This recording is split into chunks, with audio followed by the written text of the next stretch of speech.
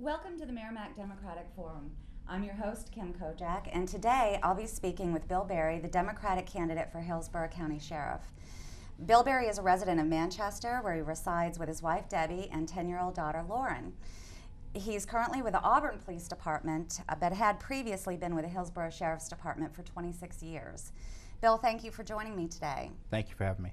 Could you please tell our audience a little bit about the Hillsborough Sheriff's Department and what some of the most important duties and responsibilities are for the department? Yeah, the Sheriff's Office is pretty much comprised of three divisions. You have the Civil Division, Transport Division, and Warrants Division. We also have a communication unit that we dispatch for approximately 12 of the towns throughout Hillsborough County.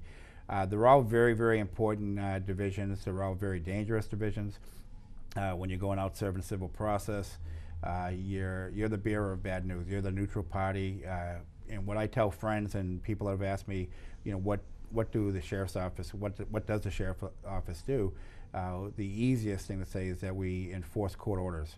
We'll get orders from the court, and if we're talking about civil division, they'll go out and they'll serve paperwork that's issued by the court. Could be divorce papers, landlord and tenant disputes, child custody orders, temporary restraining orders. Very, very dangerous paperwork that has to be served, and there's a lot of training that's involved with serving these papers. There's a lot of knowledge that you have to know a lot before you even actually go out on the road to serve these. Yeah, I'm sure it's a very delicate situation. It is. It is. Again, you're the bearer of bad news, and you're sometimes people take it in a polite way, and other times it's just another slap in the face to them. They feel that way, and sometimes unfortunately you're the person there that they vent to, and you just have to know how to handle every situation. It's very, very important. And then we have a transport division, and the transport division, again, we're enforcing court orders. The judges from the superior courts and the district courts will issue orders to our department to transport prisoners from not only our county jail, but county jails from throughout New Hampshire, and also the state prison. So we'll transport people from these jails and the prison to two superior courts, the one in Manchester and Nashua, and also the district courts throughout Hillsborough County. And while working for the Sheriff's Department, you were involved with the apprehension of 1,500 fugitives and successfully worked on several missing children's cases, returning them all home safely. And in 2007, you were named the National Law Enforcement Officer of the Year by the National Center for Missing and Exploited Children.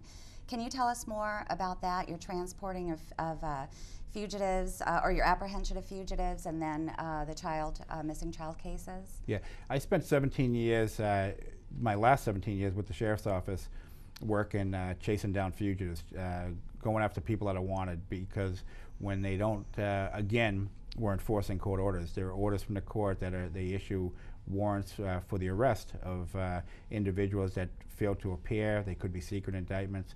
Very, very dangerous people, people that have skipped court, and they could be involved with murders, they could be rapists, child molesters, all the way down to even writing bad checks. Again, very, very dangerous. You're taking someone's freedom away from them when you go in, and you're going into bad situations. You're going into homes and apartments where you're not familiar with. They are, and cases that I've worked on, I found people hiding under beds, hiding in closets. One guy, a very small guy, was actually hiding in a dryer. Oh my goodness. And the guy I was working with actually heard some noise, and we thought it was coming from behind the dryer. We were looking, we didn't see anyone, and he opened it up, and sure enough, the guy was in there. It's scary situations because you don't know if they're armed, you don't know what their frame of mind is, if they're on drugs, and again, you're taking their freedom away. So it's very, very delicate, and it's a lot of work. I've worked on missing children cases. I've been very, very fortunate. I found each and every one of them. I brought them home safely. The award that you were talking about, very proud of. There were two missing children. It was actually out of Nashville, Tennessee, and I was contacted by the National Center for Missing and Exploited Children, and they asked me if I would be available to work on a case that they had that was actually a 2003 case. They contacted me in 2006, so it was already 3 years old. What happened in that case, there was a 4-year-old boy that was actually murdered and left in a park in Nashville, Tennessee. And the person responsible for his murder was this gentleman by the name of Gennaro Durantes and his girlfriend. The young boy was the girlfriend's son. After the murder was committed and after they left the body in the park, they took off with 2 other children. So they kidnapped 2 other children. Oh my goodness. Durantes was listed, he was on the FBI's 10 most wanted list. And obviously the 2 young kids were on the National Center for Missing and Exploited Children, their website, and they were looking for him. The FBI had worked for 3 years on the case, didn't come up with anything. I was fortunate. I was able to locate the kids in the bad guy, Durantes, in approximately 5 weeks. And you were also honored by the FBI for that, because he was one of the 10 most wanted. Yeah, it was a surprise to me. At a ceremony, the gentleman from the FBI that runs the Bedford office, and he's in charge of New Hampshire, he presented me with a special badge that is only given to an individual in law enforcement that is responsible for the capture of one of their 10 most wanted, and got a nice proclamation from the FBI director, Robert Mueller. So it was a nice surprise. Well, that's terrific. And you actually went to Washington, D.C. to accept the award from the National Center for Missing and Yes, Exploited thank Children. you. Yeah. Thank you. Yeah, Yes. and that was, I went down with my wife Deb and daughter Lauren. Lauren was only 5 at the time. And when we walked in, it was a congressional breakfast. When we walked in for the ceremony, approximately 300 to 400 people were there, and they wouldn't allow children to be in the room. So they took them and they put them in a separate room and fed them breakfast. And in the table that I was sitting at, Ed Smart, he's the father of Elizabeth Smart, who was kidnapped in Salt Lake City, Utah a few years ago. I remember that. And so he was sitting right next to me, so I got a chance to speak with him, but also at a table. And this is what the eye-opener, it was an eye-opener for me and especially my wife. It makes it real. It makes it real about what you're doing for work and the problems that are out there, the dangers that are out there. And there was 2 different couples that were there. One, a set of parents, their daughter was kidnapped from right off the street and was taken into a van. She screamed, she hollered, she kicked, she did everything she was supposed to do. The bad guy ended up letting her go. So that was a great outcome. Oh, very positive. Yeah. Unfortunately, another couple that was sitting at the table, they had a daughter that was kidnapped, and they ended up finding her. She was raped and murdered. So very, very sad. Definitely eye-opener for me, because a lot of times when I'm working on these cases, whether it be a fugitive case, missing children case, or even a murder case that I worked on, they are real cases, and you don't go away from that, but you don't think of it that you think of it as your job, and you can continue doing it. You get your job done, and you move on, because there's so many cases out there that you've got to continue working on.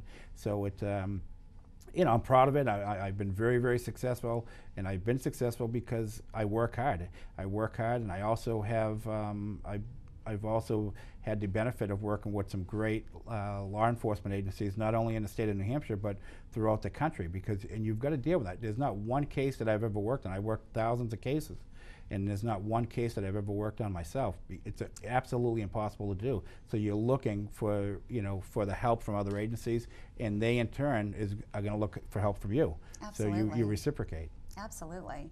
Well, you've also held many elected positions, including Manchester Selectman, Ward Clerk and Moderator, State Representative, and President of the Hillsborough County Law Enforcement Association. You also served as President of Webster House in Manchester, which provides children who can't live on their own a safe haven. For well over 30 years, you volunteered with youth in the community. In 2009, you did receive another award. This one was a Service to Youth Award given by the Queen City Rotary. Can you talk about some of the organizations that you volunteered for? Yeah, I've when I was 19 years old, I started coaching baseball.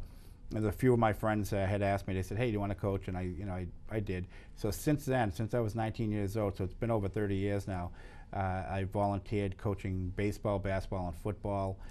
Most recently, first time ever, I've actually coached because we only have one child, and my daughter's 10, and she's played basketball last year. So it was the first time in my life that I ever coached my daughter, or some, and a lot of people do. They get into coaching because their kids are playing. But in the past, all the years that I coached, it was because I loved it. I like kids. I enjoy working with them and keeping them safe. I've worked with the Girls and Boys Club, the Salvation Army. I was a mentor for the Big Brothers Big Sisters in the Manchester School District. I've also worked with the Special Olympics, the Challenger League, which it was so much fun to work with those with the kids, and I call them kids. I mean, the gentleman that I work with a lot is in his 30s now, and I still call him a kid. We play golf together. We have a great time. I love working with kids. I think it's really, really important for law enforcement to get out there in the community if they can find the time to volunteer their time. I would really encourage them to do that, because it's so important. These kids look up to us. Sure they do. And it's a great feeling. Well, those are all terrific organizations, and you've also have extensive background in law enforcement, community service, which makes you a great candidate for Sheriff of Hillsborough County. Why are you running for Sheriff, and what changes would you like to bring to the Sheriff's Department? Well, throughout my years at the Sheriff's Office, and it all ties together, not only my career, in law enforcement, working the fugitives and missing children cases, the murder case in Auburn that I was able to solve in 2000. It was an unsolved murder case in 2001, and in 2011 I was assigned to that case. And we brought closure to that. We made an arrest in May of 2012. I really enjoy working with kids. I enjoy working with seniors. I think it's a big part of the Sheriff's Office. I want to get away from the business as usual aspect of the Sheriff's Office. We're going to continue serving civil process. We're going to continue transporting prisoners. We're going to continue making arrests, and also our communication center. We're going to continue doing all of that. But there's so much more that we can do. I've had a chance to speak with police chiefs throughout the county. They want us. They want us to work. They want to work together. They have some ideas, and I think it's important that not only the Sheriff's Office, but every police department in the county work together. They have meetings once a month. That's great, but I think we should be meeting more. If there's ideas out there that they have, great. The ideas that I have is I want to partner up with them. I want to work with them and go to our schools and recreation centers to educate the children and the teachers and the parents of the dangers that are out there. One of the scenarios that I've always been saying, and I've been saying for a lot of, when I go out and I speak to different people in the towns in Manchester and Nashua, is one of the scenarios I always throw at them as far as children goes, is the bad guys are always looking. They're always looking for the habits. Humans are the worst creatures of habit. Children, because they're so naive, they're probably worse than anyone.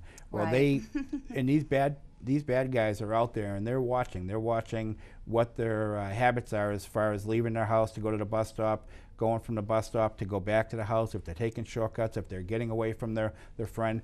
And unfortunately, this past Friday, there was a young 10-year-old girl, and it means a lot to me because my daughter's 10, exact scenario. She was leaving her house in Colorado, and she was going to walk over to her friend's house, and together they were going to walk to the bus stop. Well, she never made it to her friend's house.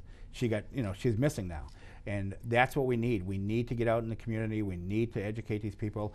I'm not going to do it alone. The Sheriff's Office isn't going to do it alone. We're going to work with the police departments throughout the county. We're going to partner up, and we're going to visit the schools together. And the same thing with seniors. It's so important. The seniors are children and seniors are the two most vulnerable groups that we have in our society. Sure. And it's really, really important for us to make sure that they're safe and protected. I'm going to make sure that we get out there, and again, we're going to work with other agencies on doing this. I'm not going to do it alone. I'm not going to take over other police departments. I'm not going to duplicate services, but I am going to work alongside. We're going to work together, and we're going to get the job done. We're going to go to the senior centers. We're going to go to the high rises. We're going to talk to the seniors, talk to them about the latest scams that are out there, because these poor people, they're living off their retirement, and they're living off their life savings. And unfortunately, there are a lot of scams out there that they should be made aware of, and it's our responsibility to do that. Well, and the elderly are very trustworthy, too. Exactly. They want to trust people, and they do become targets. So that's a very noble endeavor for you to do that. Right. With the Sheriff's Department. And it's apparent that you have wide support from the law enforcement community for your campaign as sheriff, and you have quite a lot of endorsements. Can you tell us about those? Yeah, I've been endorsed by the Manchester Police Patrolmen and Supervisors, National Police Patrolmen and Supervisors, the Hudson Police Hudson Police Employees Association, the National Education Association of New Hampshire, and today I actually got endorsed by AFSCME, which is the employees over at the Sheriff's Office. So I've got their endorsements, which tells you a lot. It tells you a lot. That's great. I've got two former U.S. Marshals, former U.S. Marshal Bob Raich and former U.S. Marshal Ray Gagnon. They've also endorsed me, and I'm proud of it. I'm proud of it because these law enforcement agencies, the National Education Association, those are the teachers. I sat down with them, explained, my background, not only in law enforcement, but my community service, my work with the kids, and right away they endorsed me. They said that this is the first time in their history they've ever endorsed a sheriff candidate, and I'm proud of it. I'm proud of my accomplishments. I'm proud that these people are going to stand by me. They know my work ethics. They know I'm a hard worker. They know I work well with other agencies, and that's why I got their endorsements. That's fantastic. Currently, you're working for the Auburn Police Department. Right. So that's been for about a year now. A little over a year. A little over a year. And I heard that you very successfully started a neighborhood watch program. And I thought that was very interesting. Can you talk about that for a moment? Yeah, and in these small communities, it is important. It's important to any community, even in Manchester and Nashua, to have a neighborhood watch group. It works. It really works. When we started it in Auburn, the burglary rates were up there. They were averaging 11 to 13 per month. Now it's down to less than 1. Well, when I was assigned to it, I came up with an idea, and I sat down with one of the police commissioners, and together we started a program where we had a meeting, and the initial meeting was the weekend after Labor Day when the kids were back to school, families were back from vacations. So we set up a Saturday, and we gave them hot dogs, ice cream, soda, chips, and a real draw. They showed up. They showed up. I was told that we'd be lucky to get 20 people. We had over 100 to start. Oh, that's terrific. And now it's up over 450, which is, and again, it works. I mean, you can tell by the numbers. These people that are out there, and we've told when I've gone to the meetings, and I volunteer my time to go to the meetings because these people are giving up their time, and so it's important for me to go there and discuss the issues. One of the things I always told them is, don't, be vigilant, but don't be a vigilante. If you see something that's out of the ordinary, see something suspicious, you see someone parked on the side of the road that you don't normally see on your way to or from your home, call the police. We don't care how many phone calls we get. Well, we really don't. Well, I would be afraid that I would be calling in and annoying the police because they have so many other more important things than checking out something that I think might be strange. But it'd be a lot worse if the next day you found out that your neighbor's house got broken into. That's true. So it's important, and that's one of the things I tell the people. Say, we don't want to bother them, And, well, you know what? I've gone to quite a few calls where it was innocent. The people were they finally got a spot where they can use their cell phone, or they're looking at a map, things like that, and it's innocent. There are other ones that, there were red flags. We could never prove that what their intent was to commit a burglary, Sure. but we never saw them again. Maybe you thwarted them. Which was good, yeah. And when the numbers speak volumes.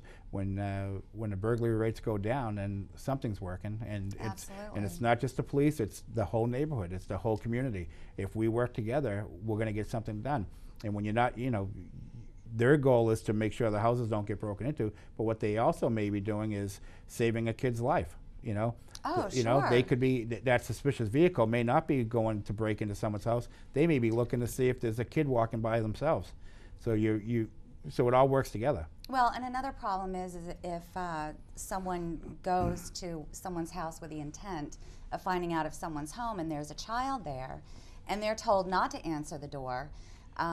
then the robbers just think that nobody's home, so they go ahead and break in, and lo and behold, there's a child in the home, Right. Which is very dangerous. Yeah, and the other myth that was out today, a lot of people think, well, if you see two people in a car, that means they're up to no good. Well, it doesn't have to be two people in the car at that time, because there could be one person in the car and he's got a walkie-talkie or radio, Right. and the other person's in the house, and what he's doing, his job is to notify him if the people that own the homes are coming home, driving up the driveway, Yeah. or the police are in the area, Well, that's and the he'll same let them know. mode of operation with some burglaries that we had a while back here in Merrimack. That's exactly the way they were operating. Yeah, 'cause we actually caught. Ironically, it was pretty close to the chief of police's house, where we got one of our cruisers, one of our guys was patrolling. He saw a suspicious car, turned around, and when he got back there, he saw a guy coming out of the woods. And I ended up going, getting to the scene. There was quite a few of us, and sure enough, they were breaking into the house because the guy that was coming out of the woods tossed a radio. We didn't see him toss it, but the radio was still on. It was a small radio, and inside the car, the other guy had the other radio. So it's exactly what we knew was happening, and we ended up arresting him. So. Absolutely, absolutely. Well, how is your campaign going? It's it's fun. It's fun to get out there.